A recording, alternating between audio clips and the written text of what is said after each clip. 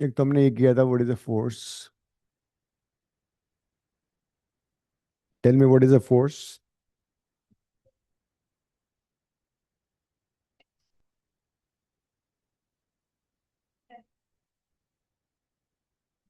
लिखो। A force is,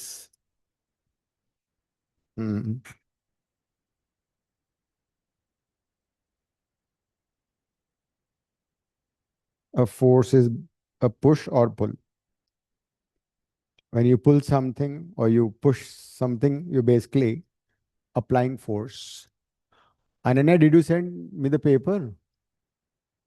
तुमने भी फिजिक्स में नहीं sir, I just send it अभी ओनली। ओके, तुमने भी ग्रुप पे डालो ना अपना पेपर सिया। डाल दो उसको, है भी। आज जाके ना ग्रुप पे डाल देना, ठीक है?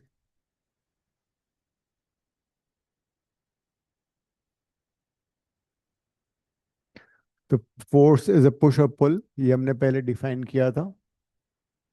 And you know the unit of force is Newton और dyne. Dimensional formula m1 l1 t-2।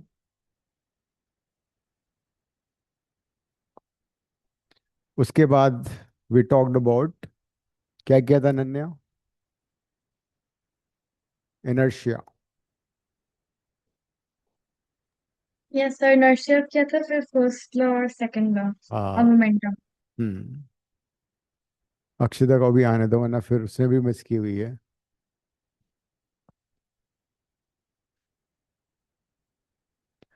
तो अनन्या, तुम्हारा अच्छा क्यों नहीं हुआ? तुम क्यों बोल रही हो कि सारे क्वेश्चन नहीं कर पाई? सर क्वेश्चंस हो गए सारे, बट थोड़े से डिफिकल्ट थे और थोड़ा टाइम लगा था। हाँ, देखो फिजिक्स में ना जनरली ऐसे ही होता है, और 11th फिजिक्स थोड़ा टफ है। 12th physics you will find much easier than what you are doing now. But since you been doing physics अभी से, तो तुम्हारा कॉन्सेप्ट वगैरह क्लियर हो जाएंगे काफ़ी हद तक। हम काफ़ी न्यूमेरिकल्स भी करते हैं, तो वो एक फेयर होता है ना न्यूमेरिकल्स का बाकी बच्चों को, वो भी तुम्हें नहीं होगा। And slowly you'll adjust to the time and the speed and the strategy जो मैं यूज़ करनी है एग्जाम में, कि हमें कौन से क्वेश्चन पहले करने हैं, कौन से एंड में करने हैं। क्वेश्चन पेपर को पढ़ के घबराना नहीं है। कई बार ऐसा भी तो होता है कि तुम्हें आता है लेकिन यू फॉरगेट ओवर देयर, तो वो धीरे धीरे सारा हो जाएगा। Then we discuss inertia. Inertia is basically a property by virtue of which a body resists the change in the state of rest, motion or direction.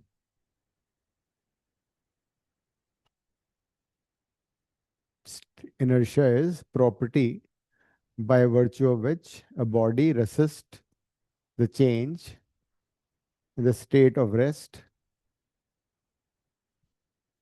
motion or direction.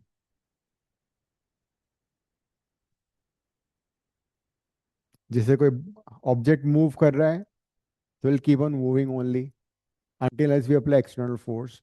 कोई object अगर rest पर है तो वो rest पर ही रहेगा until as we apply external force to move it.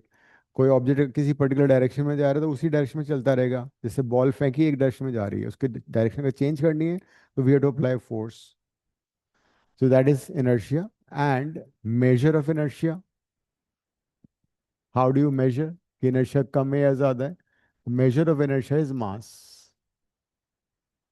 हालांकि mass is not exactly inertia. हम ये नहीं बोल सकते कि भाई इनर्शिया की यूनिट किलोग्राम है, we can't say that, but measure of inertia is mass. मतलब अगर किसी ऑब्जेक्ट का मास ज़्यादा है तो उसका इनर्शिया भी ज़्यादा होगा। जैसे कोई ऑब्जेक्ट हैवियर है तो उसको, और वो रेस्ट पर है, तो उसको मूव करने के लिए हमें एक ज़्यादा फोर्स लगाना पड़ेगा। जो मास लाइटर है उसको मूव करवाने के लिए हमें कम फोर्स लगाना पड़ेगा, बिकॉज उसका इनर्शिया कम है। तो किसी भी ऑब्जेक्ट का कितना मास है, that basically tells about how much inertia it has. जैसे सपोज किसी ने टेनिस बॉल फेंकी, तो उसको हाथ लगा के ऐसे डायरेक्शन चेंज कर सकते हो। अगर उसकी जगह उसने टीटी की बॉल फेंकी तो और भी इजी है तुम्हारे लिए। बट उसकी जगह उसने अगर क्रिकेट बॉल फेंकी तो तुम्हें खुद हटना पड़ेगा, इतना तेज, कि उसका मास बहुत ज़्यादा है। तो दैट इज इनर्शिया। तो हमने डिस्कस किया था first law of inertia, Newton's first law.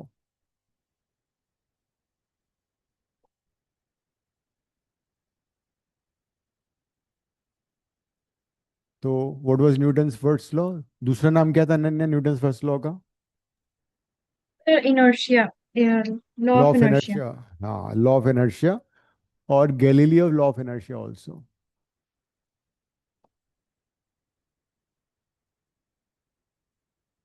तो Newton's first law is basically law of inertia, और you can also say Galileo law of inertia, ये इसका नाम है। तो बेसिकली गैलीलियो ने ही बताया था सबसे पहले। उसने एक्सपेरिमेंट करके ये प्रूव किया था कि if body is in motion, uniform motion, it will remain in this uniform motion until unless we apply external force। तो उसने ये प्रूव किया था। So what is law of inertia? Ananya याद है? So a body stays remains in the state of rest or motion until an external force is applied to it. Yes, लिख लो तुम, Siya. According to Newton's first law, according to Newton's first law, a body, a body remains, a body remains in the state of rest. A body remains in the state of rest or uniform motion। अगर सिर्फ तुमने motion लिख दिया तो marks cut जाएंगे। It should be uniform motion. A body remains in the state of rest और uniform motion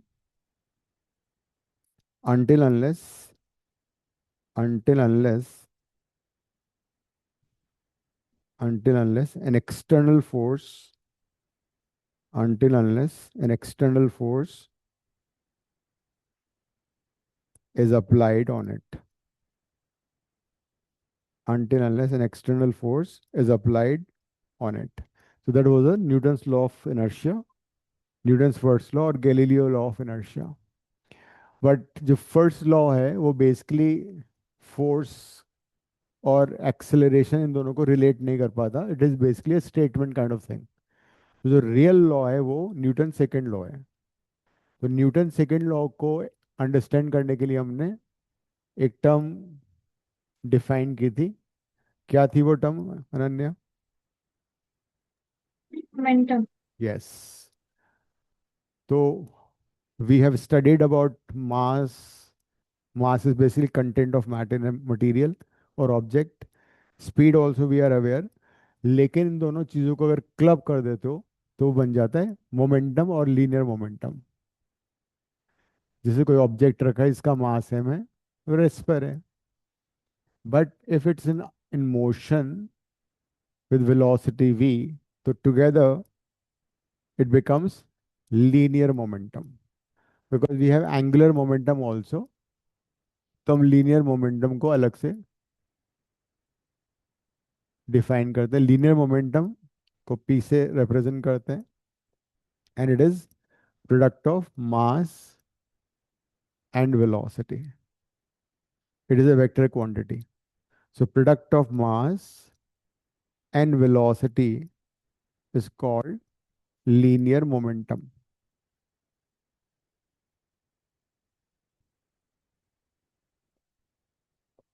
It is vector। Unit कितना होगा अनन्या इसका? फिर इसका होगा केजी मीटर पर सेकंड। यस, क्योंकि मास किलोग्राम हो गया, स्पीड या वेलोसिटी हो गई मीटर पर सेकंड, केजी मीटर पर second. What about dimensional formula? ml/t - 1। m1l1 t-1, ये इसका डायमेंशनल फार्मूला है। तो अगर कोई मास ऑलरेडी मोशन में है, यूनिफॉर्म मोशन में, तो यूनिफॉर्म मोशन में ही रहेगा। उसकी इनिशियल वेलोसिटी यू ले लो। तो अगर हम इसमें कुछ नहीं करेंगे तो वो चलता रहेगा सेम वेलोसिटी से। लेकिन अगर हम इसकी मोशन की डायरेक्शन में फोर्स लगा देंगे तो क्या होगा? इसकी वेलोसिटी कम होगी या बढ़ेगी? बढ़ जाएगी। तो it's final velocity is v because we are applying force on it। तो Newton second law basically relates between the cause of motion. तो किसी भी मोशन का कॉज क्या होता है? कॉज ऑफ मोशन मतलब फोर्स होता है। So it relates cause of motion, force and जब तुम फोर्स लगाते हो तो उस पर एक्सेलरेशन प्रोड्यूस होता है। So Newton second law relates cause of motion and the effect of motion. तो according to Newton second law, F is directly proportional to rate of change of linear momentum, और F is equal to K into delta by delta T. K कितना होता है? K one होता है। तो this is Newton second law of motion. F is equal to delta P by delta T.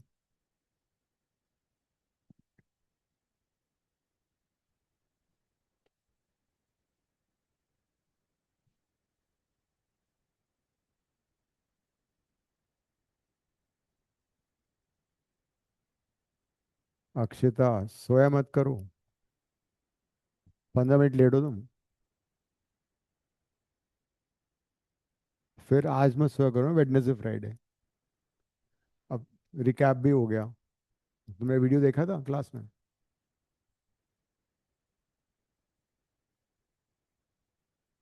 तो ये तो चैप्टर खत्म भी हो गया स्कूल में। हो गया, करा दिया स्कूल में।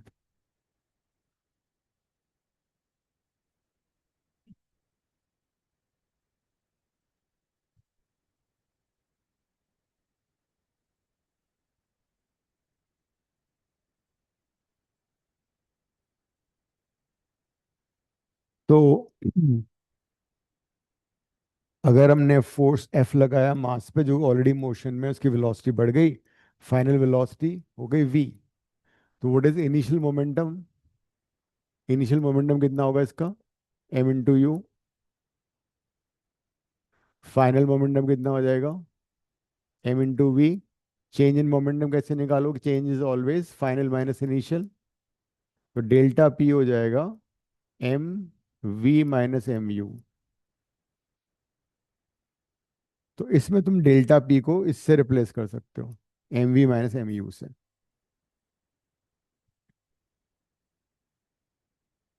पहले एक बार इसका स्टेटमेंट लिखो, न्यूटन सेकंड लॉ का।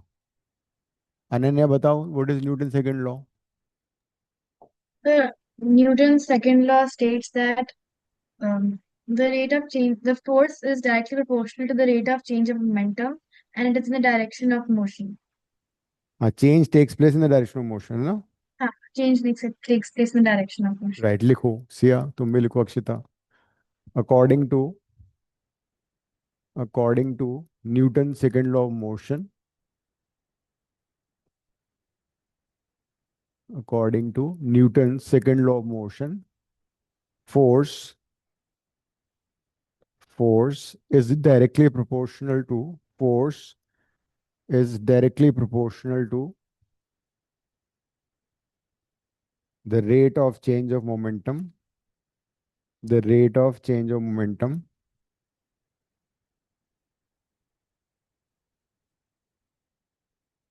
and change takes place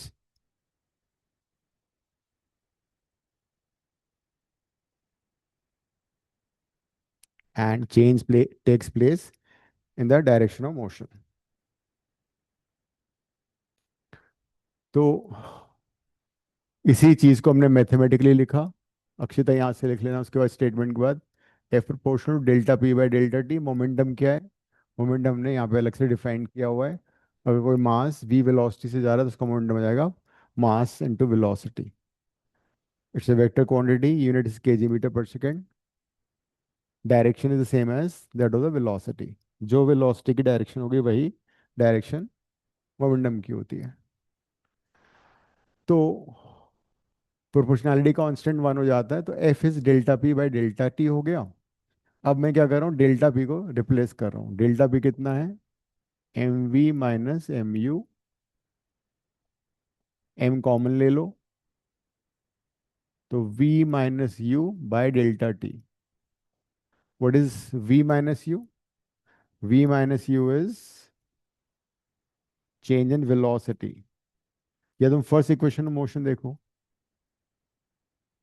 according to the first equation of motion v is equal to you plus a t होता है ना, तो v minus u by t कितना हो जाएगा, एक्सेलरेशन। तो जो न्यूटन सेकंड लॉ हमने rate of change of momentum से लिखा था, उसको हमने डिफरेंट फॉर्म में अब लिख दिया, F is equal to mass into acceleration. तो अगर न्यूटन सेकंड लॉ का स्टेटमेंट आएगा तो हमें मोमेंटम के टर्म में ही लिखना है, ठीक है। We can't say that force applied on a body equals to product of the mass of the body into acceleration produce. In a way हम ये भी लिख सकते हैं, but correct way would be like this. But इसके नीचे तुम लिख लो, force force applied on a body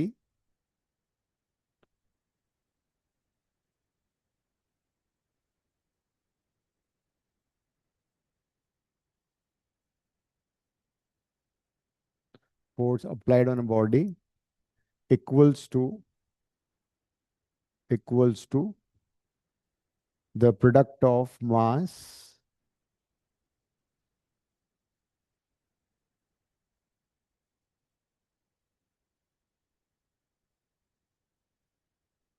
क्या लिखवाया है of the body and acceleration produced and acceleration produced and acceleration produced। जैसे फॉर्मूला है ना F equal to M A, तो F फोर्स हो गया, M mass, A acceleration produced. तो force applied on a body equals to product of mass and acceleration produced, F equal to M into A हो गया।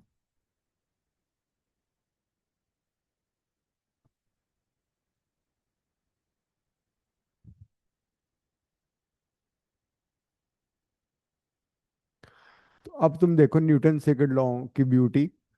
It is a real law basically देखा जाए तो ये vector equation भी है। Force क्या है, force is basically cause of motion. जब भी मोशन होगी, मोशन से कोई ऑब्जेक्ट रेस्ट पे आएगा, रेस्ट से मोशन में जाएगा, डायरेक्शन चेंज होगा, उसका कॉज फोर्स है। और कॉज का इफेक्ट क्या है, इफेक्ट है कि उसमें एक्सीलरेशन प्रोड्यूस हो रहा है। वो एक्सीलरेशन पॉजिटिव हो सकता है, नेगेटिव हो सकता है, कुछ भी हो सकता है। इवन अगर डायरेक्शन भी चेंज होगी तब भी तो एक्सीलरेशन होता है ना। Acceleration on a body could be because of direction, because of change in velocity, or because of change of both। Direction भी चेंज होगी और मैग्नीट्यूड ऑफ वेलोसिटी भी चेंज होगा, दोनों की वजह से भी एक्सेलरेशन प्रोड्यूस हो सकता है। तो that is basically the real law. Newton second law is a real law. एक क्वेश्चन लिखो अब। a body of mass a body of mass 6 kilogram is moving with velocity is moving with velocity is moving with velocity 3 meter per second। a force a force 24 newton a force 24 newton acts on the body for 20 seconds 20 seconds in the direction of motion only, in the direction of motion only। Find acceleration produced find acceleration produced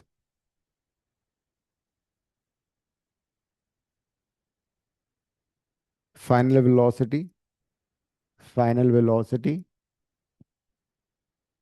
distance covered। Initial दिए रहेगी ना वो तो। Final velocity,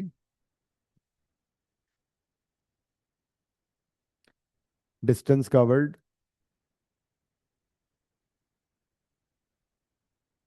initial momentum, final momentum and change in momentum.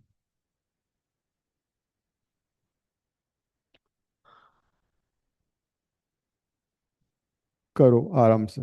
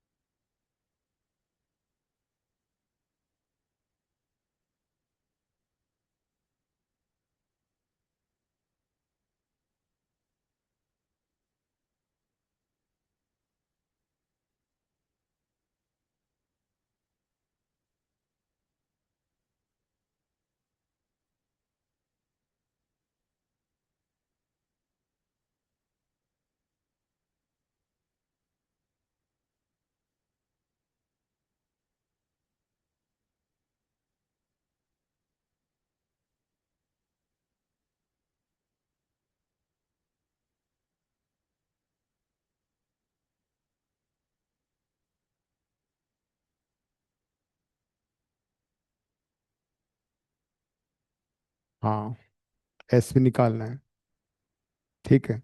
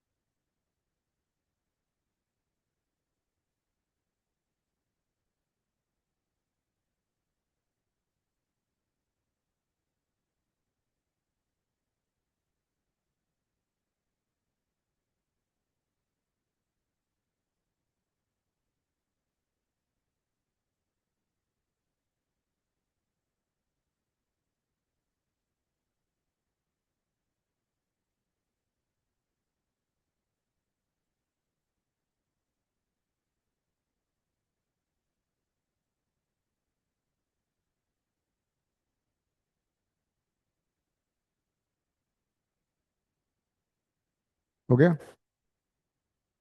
सबसे पहले ये वाला formula use करो। F equal to M a निकाल लो।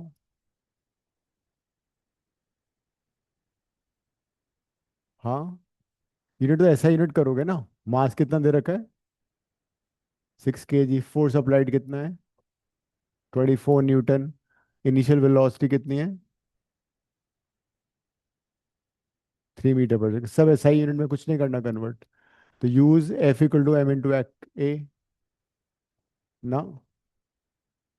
ऑलरेडी ऐसा यूनिट में है ना। 24/6। एक्सलेशन आ गया 4 मीटर पर सेकंड स्क्वायर। फिर यूज कर लो V equal to you plus 80। Time कितना दे रखा है? 20 सेकेंड्स। कर लो।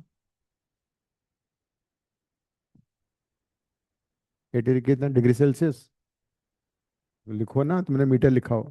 हाँ, तो पूरा बताओ आंसर। भाई ये खिचपिच नहीं चाहिए मेरे को, साफ साफ लिखो, एक लाइन छोड़ छोड़ के। रफ करना तो एक लाइन खींचो यहाँ पे, तभी तो मार्क्स कटते हैं। लाइन खींच के रफ उधर वर्क उधर करना है, और बाकी सारा साइम साफ करना है। एस निकाल लो। सेकंड इक्वेशन से। हो गया अनन्या?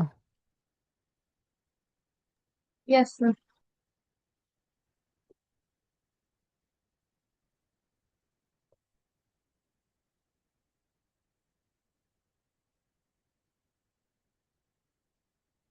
टाइम कितना था? 20।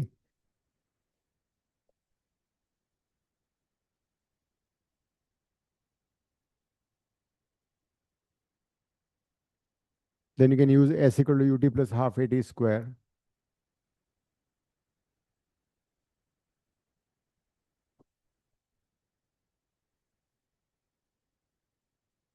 हम्म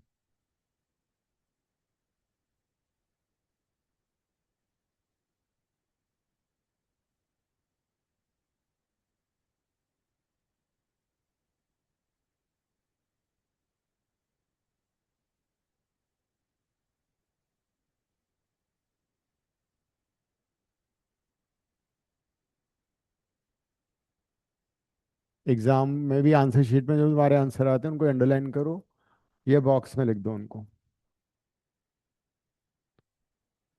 फिर नेक्स्ट पार्ट क्या पूछा है? Momentum initial. Initial momentum would be p i which is m into u. Mass 6 and u is 3, 18 kg metre पर सेकंड। एक और चीज देखो तुम, मोमेंटम की हम यूनिट, एक और यूनिट निकाल सकते हैं, delta P is change in momentum which is F delta T. तो न्यूटन सेकंड भी लिख सकते हो तुम, ठीक है। Another unit of momentum is Newton second, लिख लेना। Another unit of momentum is Newton second. Delta T को मल्टीप्लाई कर दिया, delta P is F delta T, Newton second हो जाएगा। केजी मीटर पर सेकंड। पी एफ कितना आ रहा है? हाँ, mass is 6 into 83, 492। Hmm. Change in momentum कितना आ रहा है?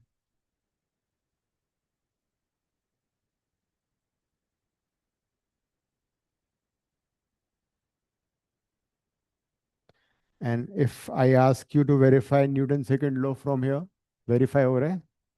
वेरीफाई करने का मतलब है F equal to delta P by delta T आ रहा है नहीं आ रहा है। एफ हमें दिया था 6, एफ दिया था 24, डेल्टा पी है 480, टाइम था 20। लो कर लो बात, आ रहा है 24 = 24।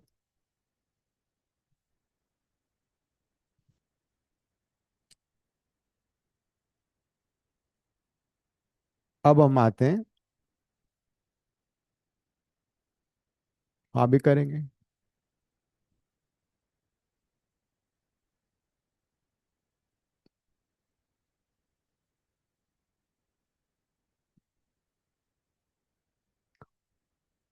कई बार क्या होता है कि कई सारे फोर्सेस लग रहे होते हैं ऑब्जेक्ट पे, तो हम उनका फिर रिजल्टेंट फोर्स निकाल लेते हैं, या तो या फोर्सेस को हम अलग अलग डायरेक्शन में देख लेते हैं। सपोज कोई मास है, उस पे सारे net forces along X axis लग रहे हैं इतने सारे, उनका समेशन कर दिया। वाई डायरेक्शन में फोर्सेस लग रहे हैं, समेशन वाई, ये एक्स डायरेक्शन, ये वाई डायरेक्शन। तो बेसिकली मोशन 2 डायमेंशन में हो रही है। तो न्यूटन सेकंड लॉ को हम ऐसे भी लिख सकते हैं, summation of forces is equal to mass into acceleration produced, या summation of forces along X axis equal to mass into acceleration along X axis. जितने भी नेट फोर्स एक्स डायरेक्शन में है वो निकाल लो, अगर ऑपोजिट है तो माइनस करोगे, सेम डायरेक्शन में तो ऐड कर लोगे, और नेट फोर्स निकाल के मास इनटू एक्सीलरेशन। सिमिलरली जितने भी फोर्स वाई डायरेक्शन में है उनका वेक्टर सम निकालोगे, और mass into acceleration the y direction कर लोगे। तो this is also in a way application Newton second law, मतलब हम अलग अलग इंडिपेंडेंटली 2 डायमेंशन में मोशन कंसिडर कर सकते हैं।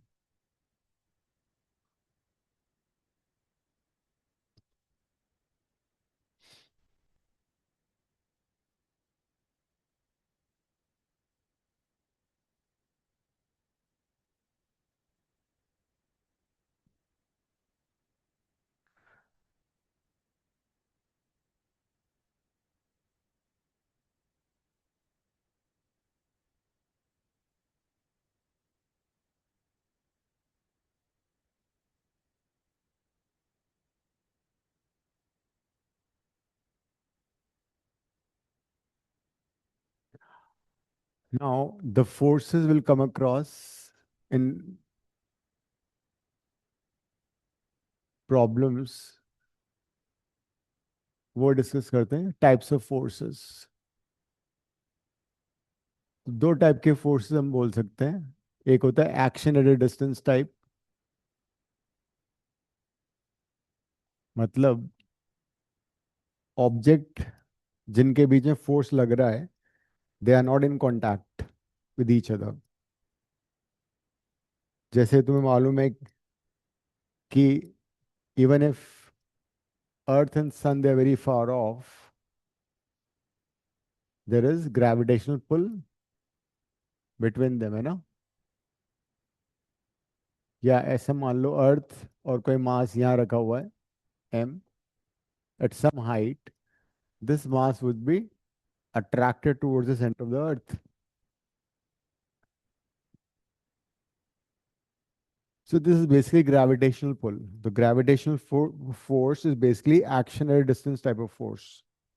अगर दो ऑब्जेक्ट के बीच में ग्रेविटेशनल पुल लग रहा है, ग्रेविटेशनल फोर्स लग रहा है, तो वो इट्स नॉट नेसेसरी कि वो दोनों ऑब्जेक्ट कांटेक्ट में ही होंगे. तो gravitational force is an example. Suppose एक मास m1 है, दूसरा मास m2 है, दोनों के बीच का सेपरेशन.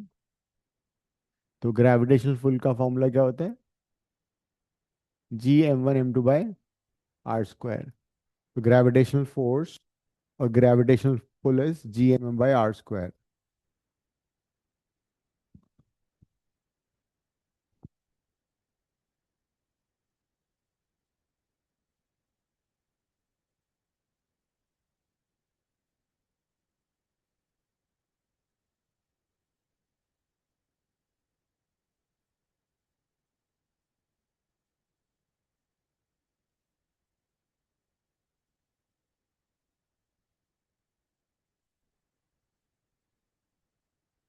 तो gravitational pull is basically an example where two objects are not in contact, still force will be there.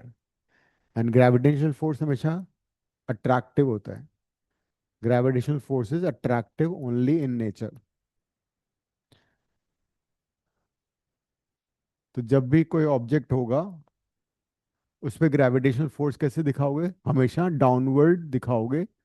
And that will equal to M M to जी.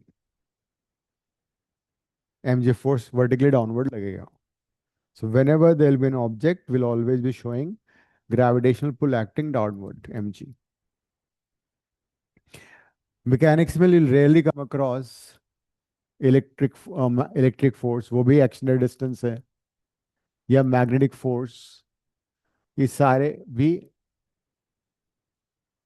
अगर दो चार्जेस सेपरेशन पे हैं तब भी फोर्स लगता है उनके बीच में. दो पोल्स ऑफ ए मैग्नेट अगर सेपरेशन पे तब भी उनमें फोर्स लगता है. But these will not be there in the mechanics. Mechanics वाले चैप्टर में ये तुम्हारे काम में नहीं आएंगे. 100% time will come across gravitational force. तो ग्रेविटेशनल फोर्स को हम लेंगे एम इंटू जी. एंड हाँ, that that is a contact force. ये एक्शन एट डिस्टेंस. अगर मास अर्थ को टच नहीं भी करा तब भी एम जी उसका डाउनवर्ड लगेगा. इसको बोलते हैं action at a distance.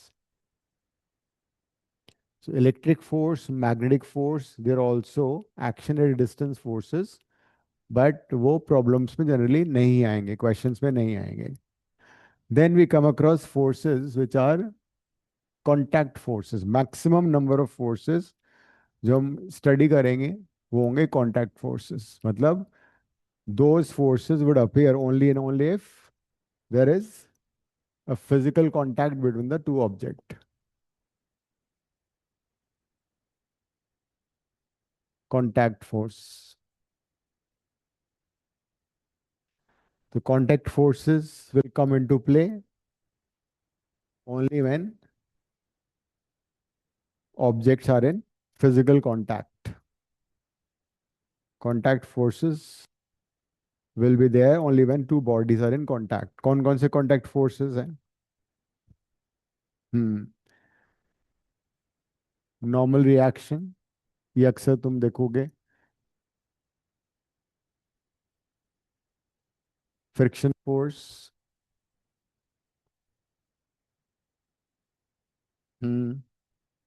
Tension and string, ये भी कांटेक्ट फोर्स है.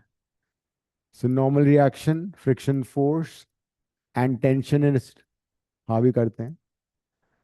तो these forces will be there only and only if the two objects are in contact.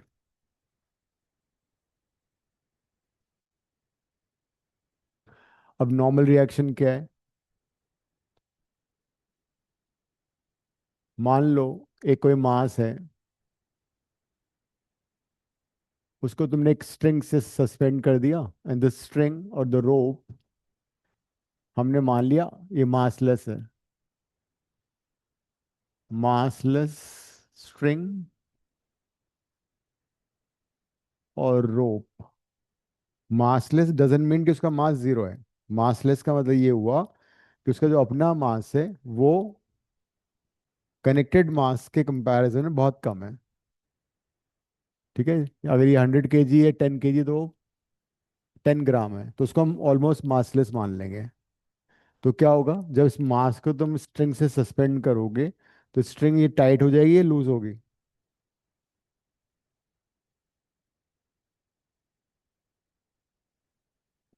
Tight होगी ना।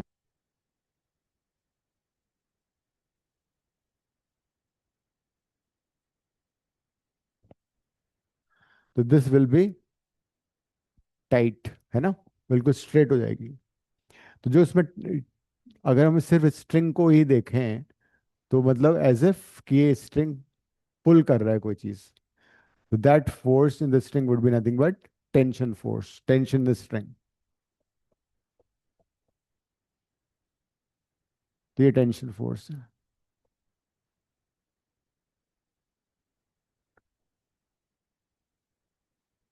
हाँ, कोई स्ट्रिंग टाइट हो गई ना, तो उसमें टेंशन फोर्स, नॉर्मल एक्शन नहीं है अभी ये टेंशन फोर्स है, टेंशन फोर्स स्ट्रिंग है।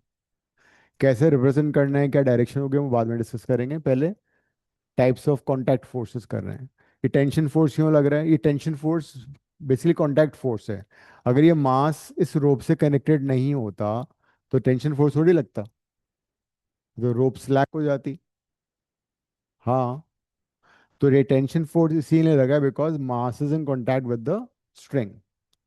और जितने भी कॉन्टैक्ट फोर्सेस होते हैं वो सारे के सारे इलेक्ट्रोमैग्नेटिक होते हैं नेचर में।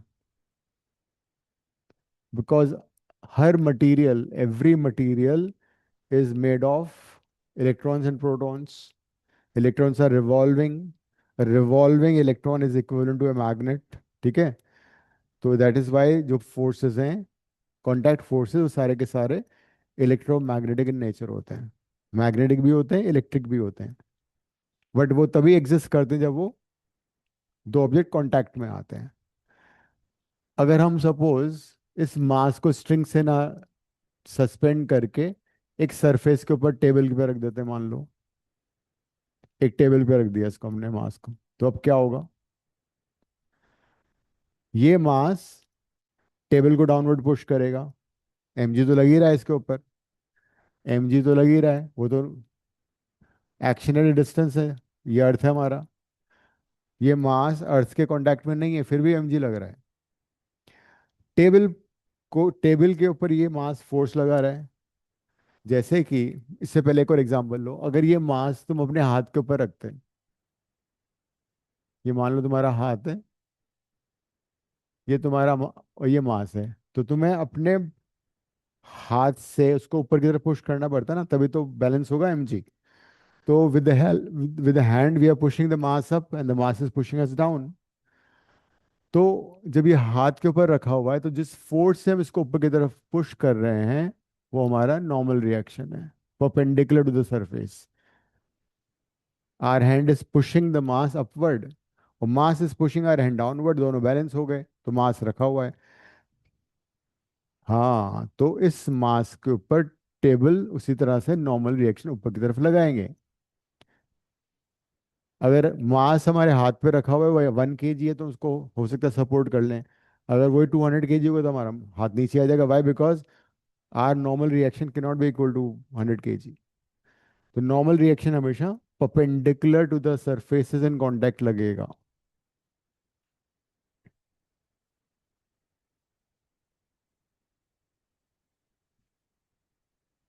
सो normal reaction would be always normal to the surface. जैसे कि सपोज कोई रिंग है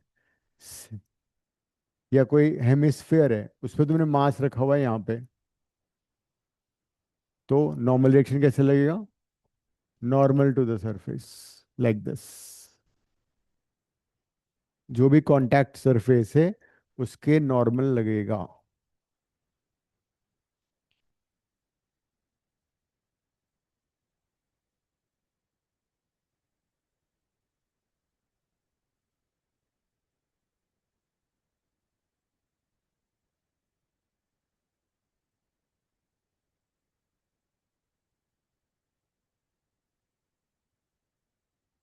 देन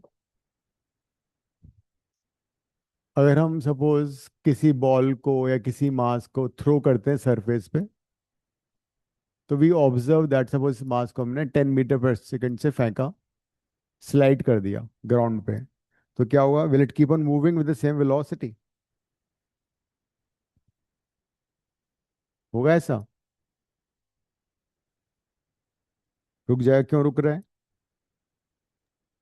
बिकॉज हाँ, in today life we come across an invisible force जो हमें नजर तो नहीं आता, but it is there.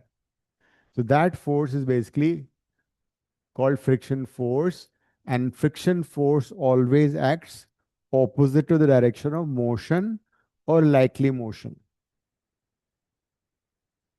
Friction force is an invisible force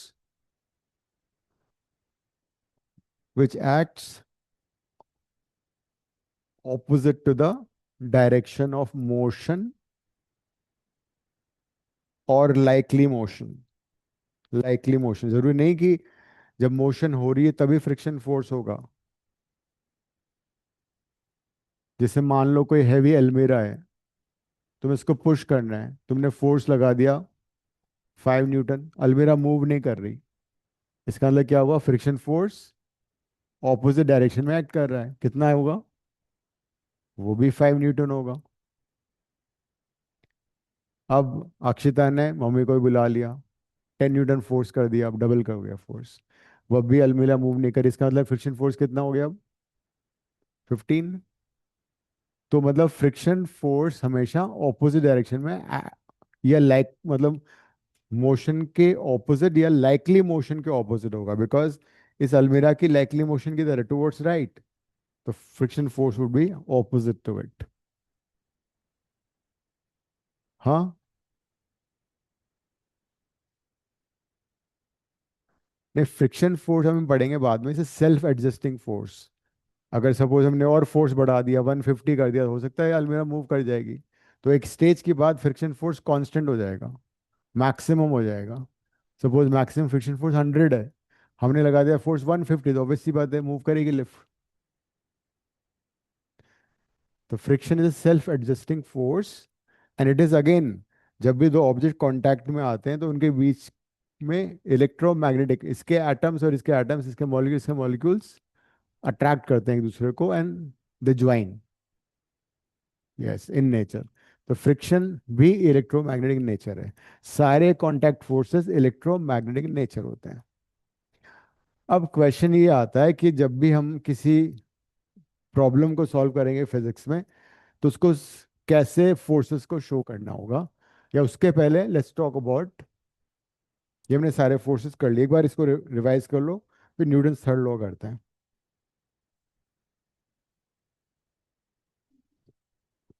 M g जो है, it is not a contact force. M g हर ऑब्जेक्ट पे लगेगा.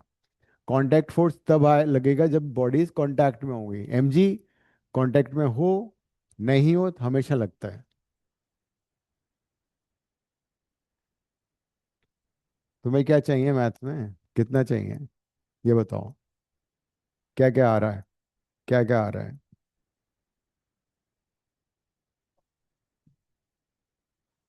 वो अभी खत्म होने वाला है. हो चुका है. हो चुका है, फंक्शन हो चुका है. वो कर लेंगे. हाँ, सीक्वेंस सीरीज.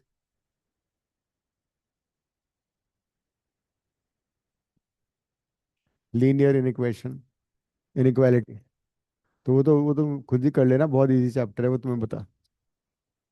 वो मैं करा दूंगा. वो कॉम्बिनेशन कॉम्बिनेशन क्लास में करा दूंगा. सर्कल तुम मेरे से अलग से कर लेना, अदरवाइज उसमें तुम जाओगी ना. बहुत इजी है. वो बहुत इजी है, क्योंकि वो स्कूल वाला सिलेबस बहुत कम हो चुका है. हम तो बहुत डिटेल में करेंगे खैर यहाँ पे, पर स्कूल में तो बहुत कम है वो. देखो प्लेलिस्ट में तुम जाना, सर्कल, स्ट्रेट, हाँ कोनिक सेक्शन. तुम देखो एक्स्ट्रा स्ट्रेट लाइन नहीं करा, तो वो तुम अलग से कर लेना, 10 मिनट में पढ़ा दूंगा, वो तो बहुत ईजी है. या तुम प्लेलिस्ट में जाओ, वहाँ पे 25 26 के लेक्चर्स भी हैं. और फिजिक्स में क्या आ रहा है, वर्क पर एनर्जी तक आ रहा है ना।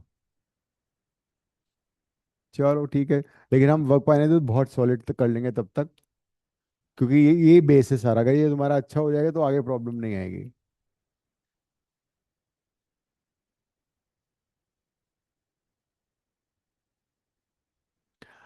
तो अब आते हैं हम न्यूटन्स थर्ड लॉ पे। तो तुम लोग एक्स्ट्रा वहां से पढ़ना शुरू कर दो, प्लेलिस्ट पे जाओ और 25 26 के चैप्टर्स देखो। Newton's third law of motion.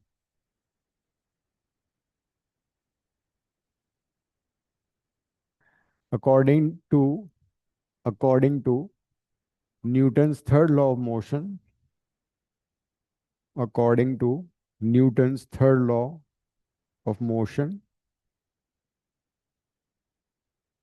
to every action force, to every action force, there is an equal, there is an equal and opposite, there is an equal and opposite reaction force, and and action and reaction forces, and act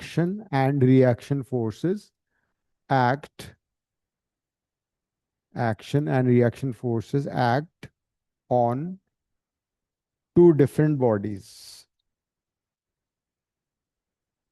मतलब ये सबसे important है। Action force और reaction force हम लोग दो different bodies पे act करेंगे, सेम बॉडीज पे एक्ट नहीं करेंगे। अब let's try to understand this.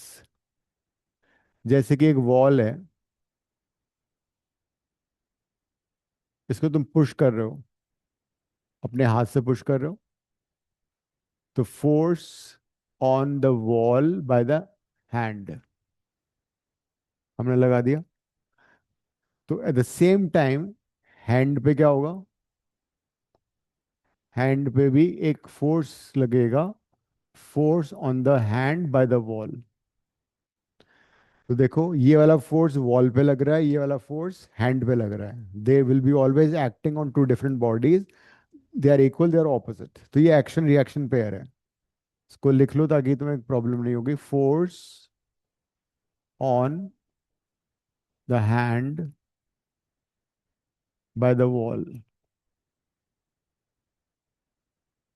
This is force on the wall by hand. So this is action reaction pair. They're equal, they're opposite, but they are acting on two different bodies.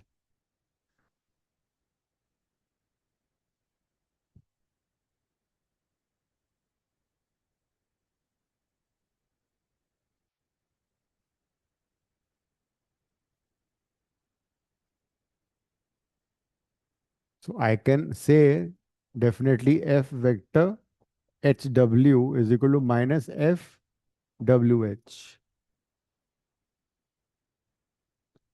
But इसका मतलब ये नहीं कि net force zero हो गया भाई, उस पे तो फोर्स लग ही रहा है ना, वॉल पे तो, हैंड पे भी लग ही रहा है, इंडिविजुअली दोनों पे फोर्स लग रहे हैं।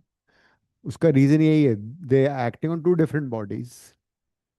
अब मैं तुम्हें टेबल और उसका पहले स्ट्रिंग वाला समझाता हूँ। स्ट्रिंग से एक मास कनेक्टेड है, ये अपना अर्थ।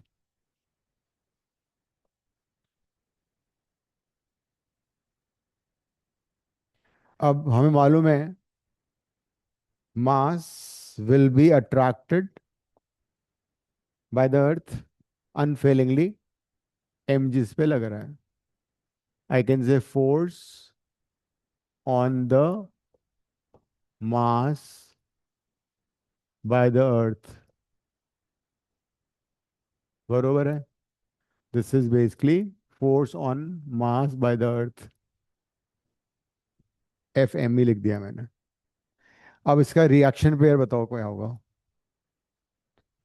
किन दो ऑब्जेक्ट की बात चल रही है यहाँ पे, अर्थ एंड मास।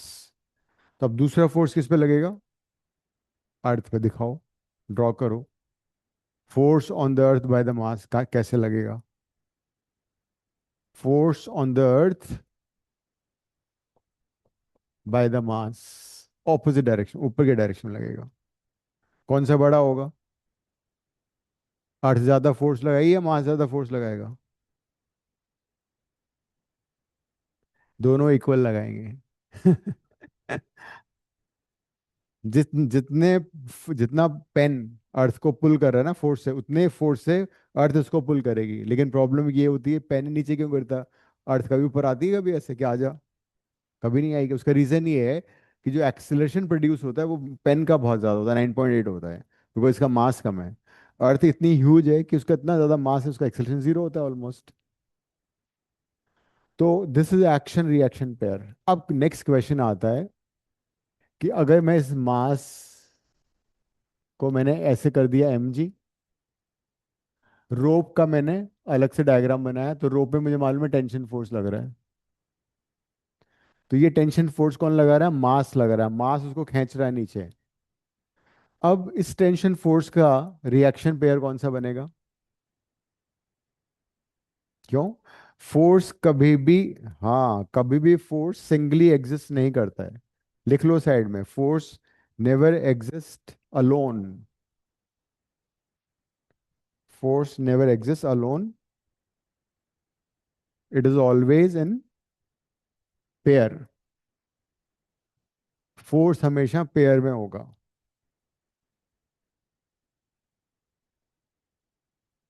जैसे तुमने किसी को थप्पड़ मारा, उसके गाल पे थप्पड़ लगा, तो तुम्हारे हाथ पे भी थप्पड़ लग रहा है, फीलिंग डिफरेंट है बट बात बराबर है। अकॉर्डिंग टू फिजिक्स बराबर हो गया दोनों का। तुम्हारे हाथ पे चोट लगी, उसके गाल पे लगा।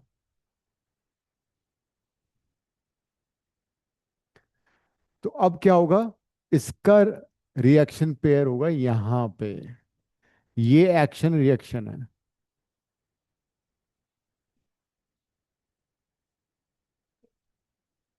हाँ, टेंशन के फॉर्म में ही लगेगा। T is equal to m g है बिकॉज मास रेस्ट पर है, but I can't say T equal to m g का मतलब टी और m g action reaction pair है, बिकॉज एक्शन रिएक्शन कभी भी सेम बॉडी पे नहीं लग सकते। तो ये टी और एम जी दोनों इक्वल हैं, क्योंकि ये मास रेस्ट पर है। दोनों ऑपोजिट है, but they are not action reaction pair, because action reaction pair हमेशा दो डिफरेंट बॉडीज पे लगेगा। ये वाला टेंशन रोप पे लग रहा है, ये वाला टेंशन मास, ये एक्शन रिएक्शन पेयर है। सिमिलरली ये mg और ये mg, ये भी mg के बराबर, ये देखा जाए तो मैग्नीट्यूड वाइज ये भी mg होगा। ये एक्शन रिएक्शन पेयर है। तो एक्शन रिएक्शन पेयर हमेशा, हाँ सेम फॉर्मूला देखो ना तुम। F is equal to G, capital M mass of earth, दोनों में सेम फॉर्मूला लगेगा। अब हम आते हैं टेबल वाला एग्जांपल लेते हैं। अगर वही मास हमने टेबल पे रख दिया, ये अर्थ है हमारा।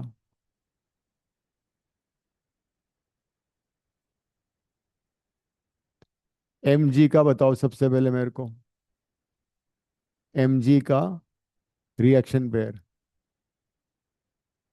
टेबल पे कैसे लग सकता है mg का? mg क्या है? Force on the mass by the अर्थ। तो कौन सी दो बॉडीज आई कौन आपस में? अर्थ एंड द मास। अब ये सेकंड फोर्स किस पे लगेगा? अर्थ पे लगेगा। अर्थ पे ऊपर की तरफ mg लगा दो। वो मास अर्थ को पुल कर रहा है, कोशिश तो कर रहा है बेचारा, लेकिन वो आ नहीं सकती अर्थ ऊपर। फिर नॉर्मल रिएक्शन कैसे लगेगा? टेबल मास को, ये m है सॉरी,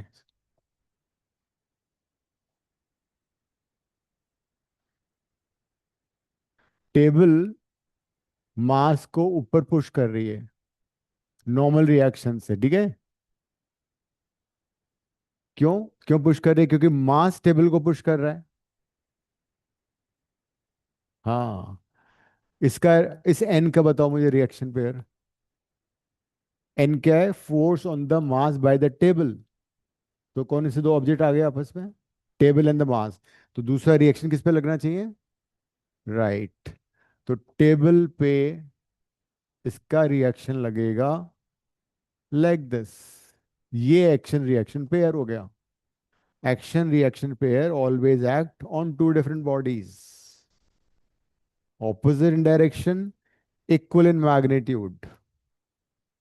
ये अगर समझ में आ गया तो अगले 4 चैप्टर इजी हो जाएंगे तुम्हारे। Work by energy, rotation, gravitation, सब इजी समझ में आएगा।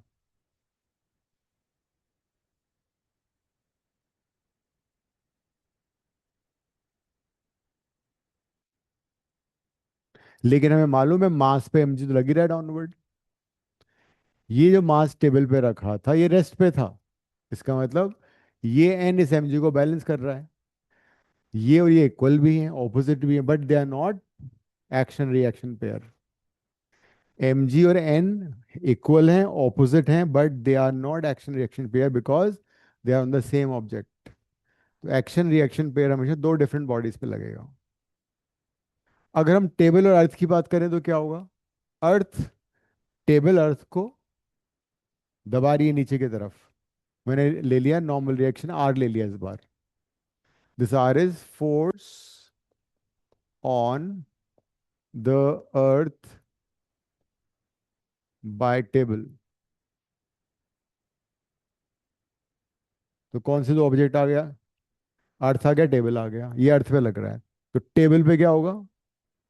इस टेबल पे अर्थ क्या करेगी? फोर्स लगाएगी, ऑपोजिट डायरेक्शन में। तो ये आर और ये आर एक्शन रिएक्शन पेयर हो गया। तो action reaction pair always act on two different bodies, they are equal, they are opposite. Same body पे इक्वल फोर्स लग रहे हैं, ऑपोजिट फोर्स लग रहे हैं, they will be never called action reaction pair.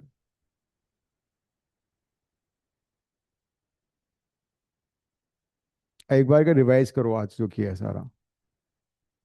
जो अगले वाली वेडनेस क्लास में काफी सीरियस स्टफ होगा, उसमें हम फ्री बॉडी डायग्राम बनाना सीखेंगे, प्रॉब्लम सॉल्विंग, कनेक्टेड बॉडीज का कैसे एक्सलेशन निकालना है, वो सारा जिससे रिवाइज करो। इस फ्राइडे क्लास नहीं, मैं हूं नहीं।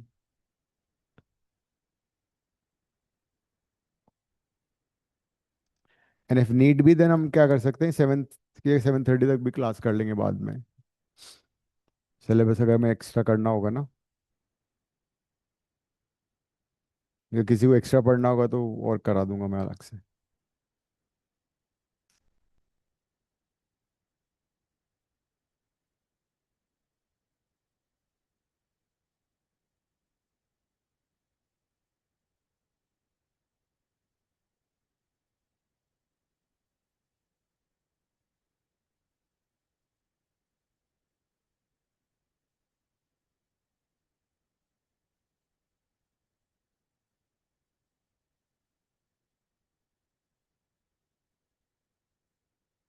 हम्म।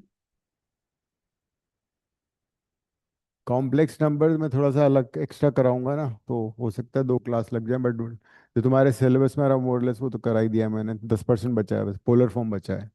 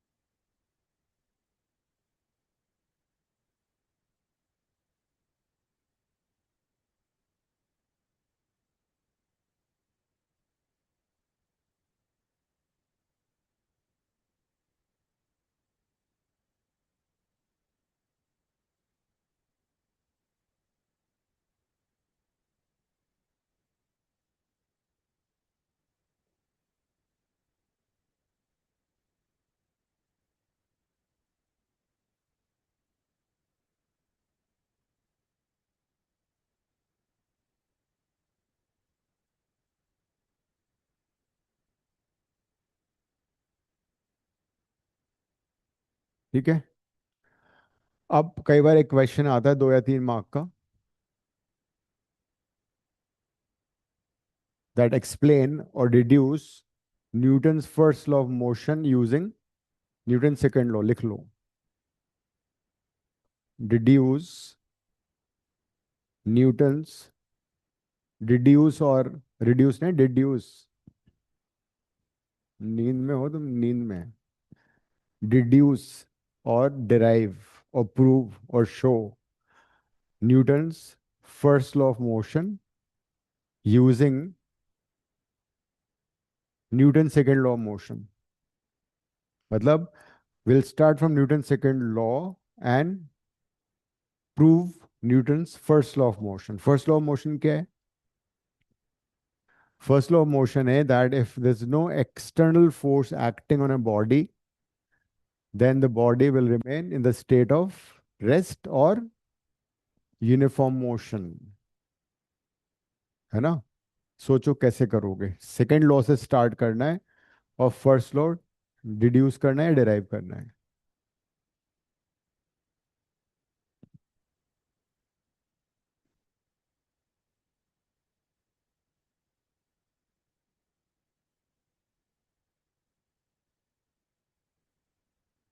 सर ये इक्वेशन फॉर्म में आएगा?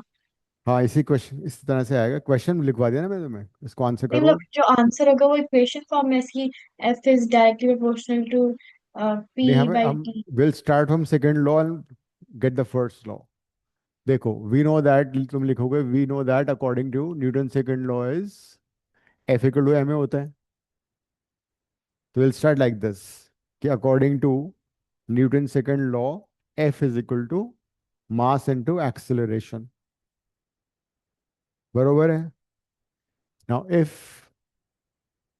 एफ इज इक्वल टू 0, मतलब नो एक्सटर्नल फोर्स,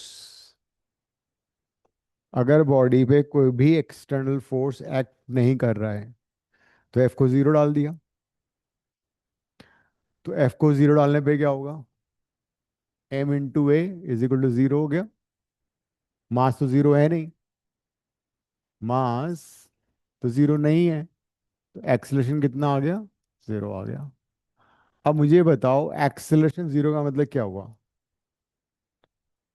अगर किसी बॉडी का एक्सेलरेशन 0 है, what does it mean? It initial means velocity and इधर it final is, velocity same. हाँ, इधर इट इज एट रेस्ट और it is in uniform motion. तो आगे लिख लोगे विच इम्प्लाइज, लिख लो, which implies that, which implies that the body is either at rest, which implies that the body is either at rest or under uniform motion. The body is either at rest or under uniform motion, which is nothing but, which is nothing but Newton's first law, which is nothing but Newton's first law. Oh, हाँ, वहां 0 तो हो नहीं सकता, which is nothing but Newton's first law or law of inertia, according to which, इसका बस statement लिख दो, according to which a body, a body remains, according to which a body remains at rest or or in uniform motion, or in uniform motion until unless an external force, until unless an external force is applied on it, until unless an external force is applied on it.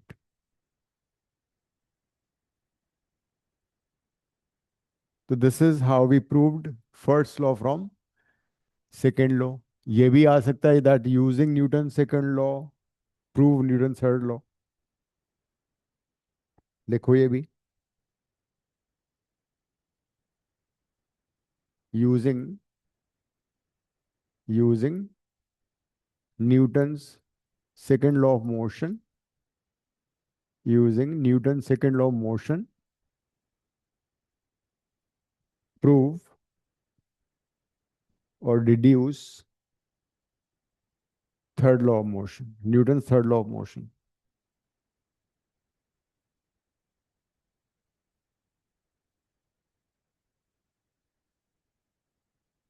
सोचो, दिमाग पर जोर डालो, कैसे करोगे.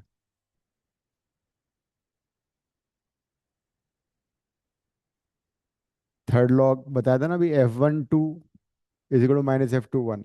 हाँ.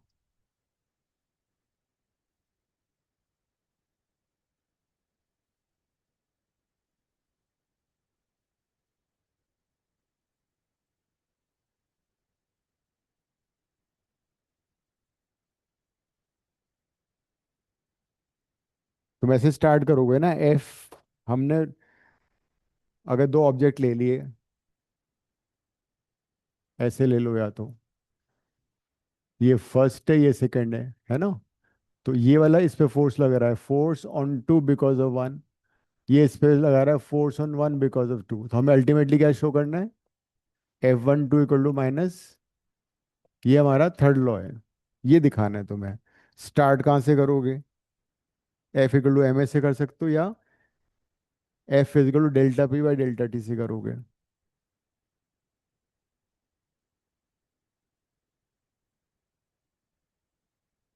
तो कई बार ऐसे भी क्वेश्चन आता है 3 मार्क का, that explain that Newton second law is a real law. तो हम क्या करेंगे, will show that Newton second law से फर्स्ट लॉ डेराइव हो गया, ये न्यूटन सेकंड लॉ से थर्ड भी डेराइव हो जाता है, मतलब Newton second law is a real law.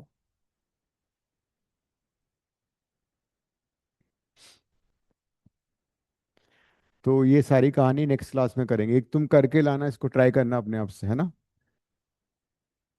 हाँ, करेंगे प्रूव नेक्स्ट क्लास में. नेक्स्ट क्लास में तुम्हें फ्री बॉडी डायग्राम के लॉज भी बताऊंगा, और बहुत सारे कनेक्टिंग बॉडीज सॉल्व करेंगे, फिर तुम्हें बिल्कुल कॉन्फिडेंस आ जाएगा इसमें. और ये ढंग से हो गया तो मतलब नेक्स्ट चैप्टर भी बहुत ईजी हो जाएगा फिर. All right Ananya, ending the class, share the paper. Question paper अपना अपना जब भी होता है ग्रुप में डाल दो.